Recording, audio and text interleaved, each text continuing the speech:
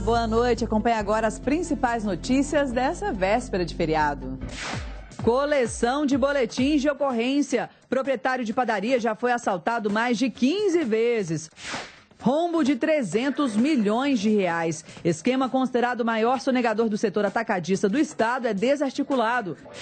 Cerca de 60 bairros estão sem água. Rompimento de adutora prejudica abastecimento em BH e na região metropolitana. Bastidores agitados. O Cruzeiro segue atrás de reforço de peso para a Libertadores. E a volta do capitão do Atlético, a partir de agora.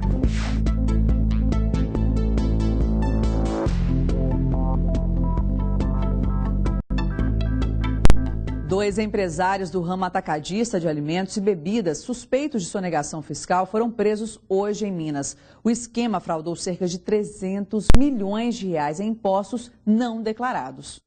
Um pouco antes das 7 horas da manhã, a força-tarefa, formada por policiais militares, integrantes do Ministério Público e Receita Federal, chegou a este prédio do bairro Castelo, região da Pampulha, para cumprir um mandado de prisão preventiva, mas o alvo não estava no local. O empresário Diego Vinícius Silva foi localizado neste outro edifício, onde também tem um apartamento no mesmo bairro. Ele foi conduzido pelos militares até a viatura, sem algemas e sem falar com a imprensa. Ele é dono desta empresa de distribuição de alimentos e bebidas em Contagem, na região metropolitana. A ação faz parte da Operação Dono do Mundo de combate à sonegação de impostos. A Space Minas, que é a empresa investigada, ela migrou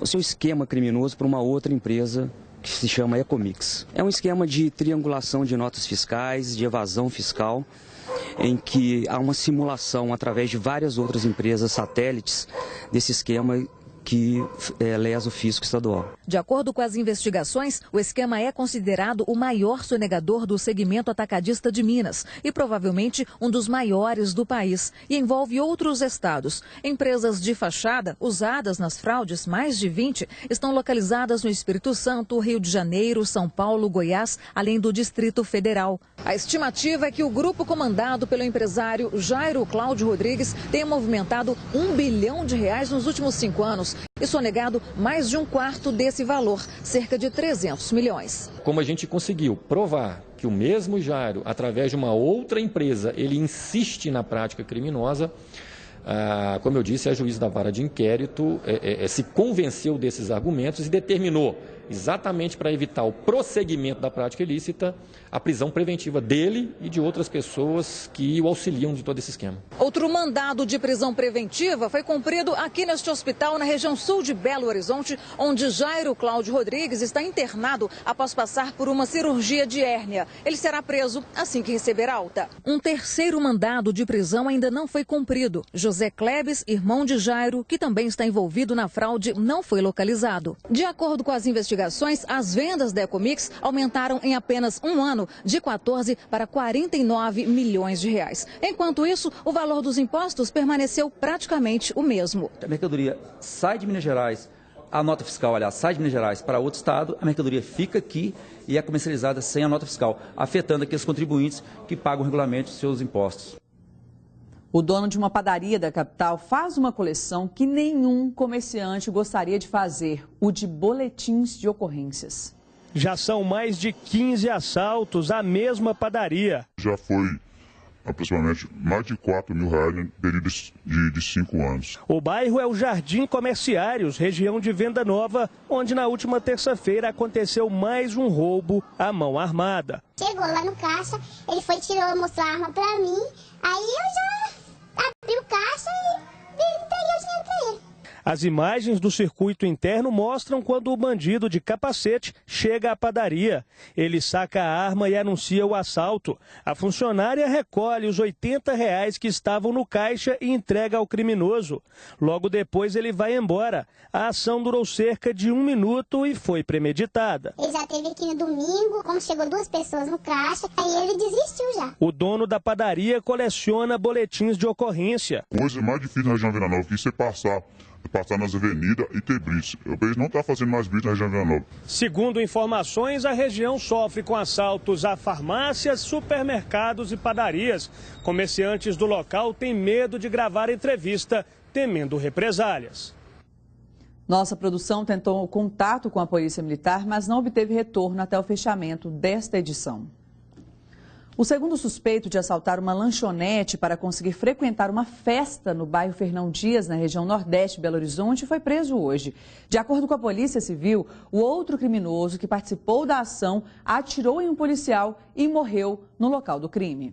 No dia 14 de fevereiro, eles se reuniram, o Jonathan, o Gleivson e o Felipe, que é o indivíduo que veio a óbito durante o confronto policial, no intuito de praticar um crime de roubo no bairro Fernão Dias. Só que dentro do estabelecimento existiam 2 policiais militares à paisana que reagiu, se identificando como policiais, fazendo a abordagem.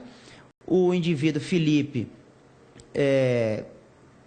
deflagrou disparos de arma de fogo contra um dos policiais. Os policiais reagiram também. Ele veio a óbito no local dos fatos e o Jonathan conseguiu se evadir ingressando no veículo juntamente com o Gleivson. Há cerca de um mês atrás nós conseguimos efetuar a prisão do Jonathan e na data de ontem nós conseguimos efetuar a prisão do Gleivson. Nós recebemos a informação do Departamento de Homicídios dando conta de que ele também foi identificado em outros 3 procedimentos de homicídio aqui na capital. Foi sepultado na manhã de hoje no cemitério Parque Renascer o corpo do marido da policial civil morto durante uma confusão com policiais militares na região do Barreiro, em Belo Horizonte, na noite de terça-feira. 3 policiais militares que estavam de folga estariam praticando tiro ao alvo quando o casal chegou. A mulher, uma policial civil e o marido entraram em confronto com os soldados da PM. Ela ficou ferida e ele morreu na hora ao ser atingido por 8 tiros. Os militares foram ouvidos e seguem detidos no quartel militar. Fabiana Salles continua no Hospital Júlia Kubitschek em estado estável e foi interrogada lá mesmo ontem. Os investigadores tentam descobrir o que realmente motivou o crime.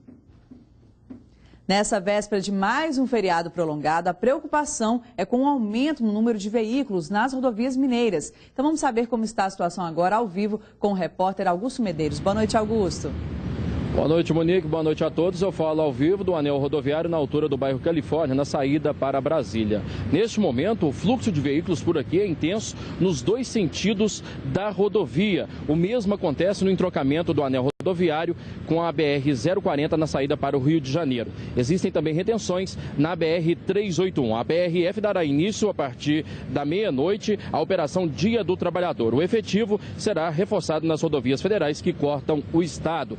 Durante o feriado, não deve chover. Mesmo assim, o motorista deve manter a atenção e, claro, respeitar a sinalização de trânsito. Portanto, boa viagem para quem vai deixar a capital neste feriadão. E eu volto com você, Monique. É isso mesmo. Muito obrigada, Augusto. Belo Horizonte ficou ainda mais bonita nessa tarde. Depois da tempestade, um arco-íris se formou ainda no céu nublado, deixando as cores mais nítidas ainda. E nós aproveitamos para registrar essas belas imagens que você acompanha agora. E a Defesa Civil emitiu um alerta para novas pancadas de chuva ainda hoje. A previsão é de raios e rajadas de ventos de até 40 km por hora.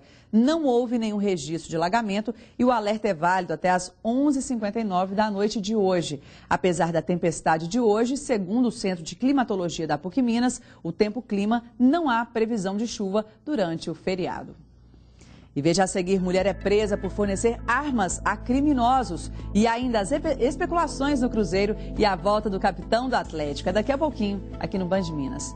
Agora são 6h59.